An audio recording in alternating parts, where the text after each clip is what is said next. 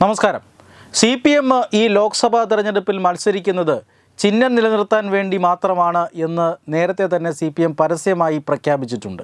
അതായത് CPM നേതാക്കൾ തന്നെ പരസ്യമായി പറഞ്ഞത് നമ്മൾ കേട്ടതാണ്. ഈ തെരഞ്ഞെടുപ്പ് വളരെ പ്രധാനപ്പെട്ടതാണ്.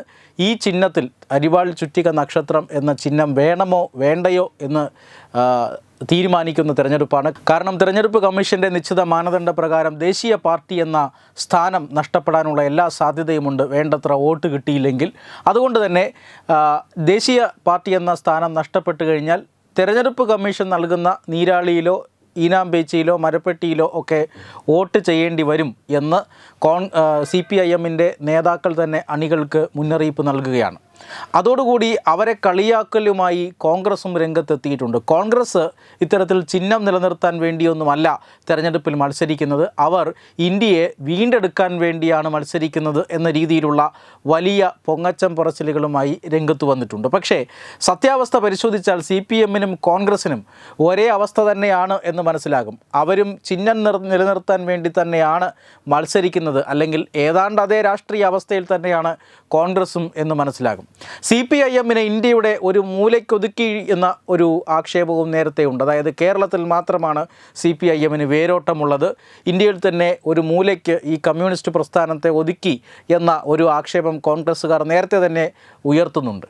അത് കോൺഗ്രസ്സുകാർക്കും ഇപ്പോൾ ബാധകമായിട്ടുണ്ട്. അതായത് 52 സീറ്റുകളാണ് കഴിഞ്ഞ തവണ കോൺഗ്രസ്സിന് ദേശീയ തലത്തിൽ അല്ലെങ്കിൽ ലോക്സഭയിൽ ഉള്ളത്. അതിൽ 19 സീറ്റും കേരളത്തിൽ നിന്നാണ്. അതുകൊണ്ട് തന്നെ കോൺഗ്രസ് എന്ന രാഷ്ട്രീയ പാർട്ടിയുടെ ശക്തി ഇപ്പോൾ കേരളത്തിലാണ് എന്ന കാര്യം നമുക്കറിയാം. കേരളത്തിലും അത് നഷ്ടപ്പെട്ടു കഴിഞ്ഞാൽ കോൺഗ്രസ് ഇന്ത്യൻ രാഷ്ട്രീയത്തിൽ നിന്ന് തന്നെ അപ്രത്യക്ഷമാകുന്ന ഒരു അവസ്ഥാവിശേഷമുണ്ട്.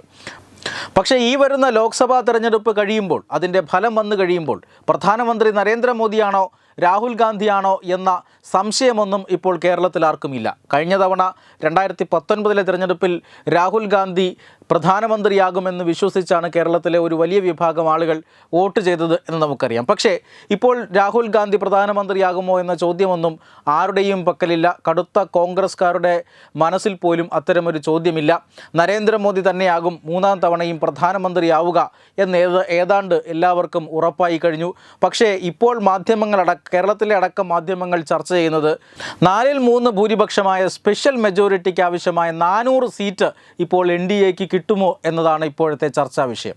ഇതുവരെ നിരവധി മാധ്യമങ്ങളും മറ്റനവധി സർവേ സ്ഥാപനങ്ങളുമെല്ലാം 2024 ലോക്സഭാ തെരഞ്ഞെടുപ്പ് ഫലം എന്തായിരിക്കുമെന്നുള്ളതിനെക്കുറിച്ചൊരു അഭിപ്രായ സർവേകൾ പലതും പ്രസിദ്ധീകരിച്ചിട്ടുണ്ട്. അതിൽ പലതും പറയുന്നത് NDA 400 കടക്കും എന്നാണ്. ഏതാണ്ട് 378 സീറ്റ് മുതൽ 411 സീറ്റ് വരെ ഈ സർവേകളെല്ലാം കൂടി ശരാശരി പ്രവചിച്ചു വയ്ക്കുന്നുണ്ട്. ഇതിൽ ഒരു കാര്യം ഉറപ്പാണ്, 400 സീറ്റിലധികം കിട്ടുമെന്നും 370നും 400നും ഇടയ്ക്കായിരിക്കും സീറ്റുമെന്നുമാണ് പല അഭിപ്രായ സർവേകളും പറയുന്നത്. പക്ഷേ ഇതിനിടയിൽ വിട്ടുപോകുന്ന ഒരു കാര്യമുണ്ട്. NDAക്ക് 400 സീറ്റ് കിട്ടുമെങ്കിൽ എത്രയായിരിക്കും കോൺഗ്രസിൻ്റെ സംഖ്യ എന്നാണ്.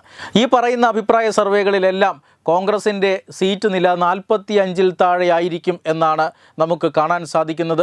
പല രാഷ്ട്രീയ നേതാക്കളും, ഇപ്പോൾ ഇന്ത്യ മുന്നണിയിലെ പ്രമുഖനായ ഒരു നേതാവ് തന്നെ, തൃണമൂൽ കോൺഗ്രസിൻ്റെ നേതാവായ മമതാ ബാനർജി തന്നെ 40 സീറ്റ് പോലും കോൺഗ്രസ്സിന് കിട്ടുമോ എന്ന സംശയം പ്രകടിപ്പിച്ചിട്ടുണ്ട്.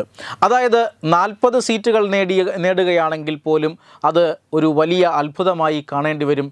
കോൺഗ്രസിനെ സംബന്ധിച്ചിടത്തോളം CPIMൻ്റെ അതേ അവസ്ഥയിലേക്ക് തന്നെ കോൺഗ്രസും വരികയാണ്. 2004ലും 2009ലുമൊക്കെ ദേശീയ തലത്തിൽ ഇടതു പാർട്ടികൾക്ക് എത്ര സീറ്റുണ്ടായിരുന്നോ ഏതാണ്ട് അതേ സീറ്റുകളുടെ എണ്ണത്തിലേക്ക് കോൺഗ്രസും ചുരുങ്ങുകയാണ്. ചുരുക്കി പറഞ്ഞാൽ ഏതാനും ചില വർഷങ്ങൾ കഴിയുമ്പോൾ കോൺഗ്രസിനും ഇതുപോലെ ചിഹ്നം നിലനിർത്താനായി മത്സരിക്കേണ്ടി വരും എന്ന് തന്നെയാണ് ഈ കണക്കുകൾ സൂചിപ്പിക്കുന്നത്. വെബ് ഡെസ്ക് തത്വമൈ ന്യൂസ്.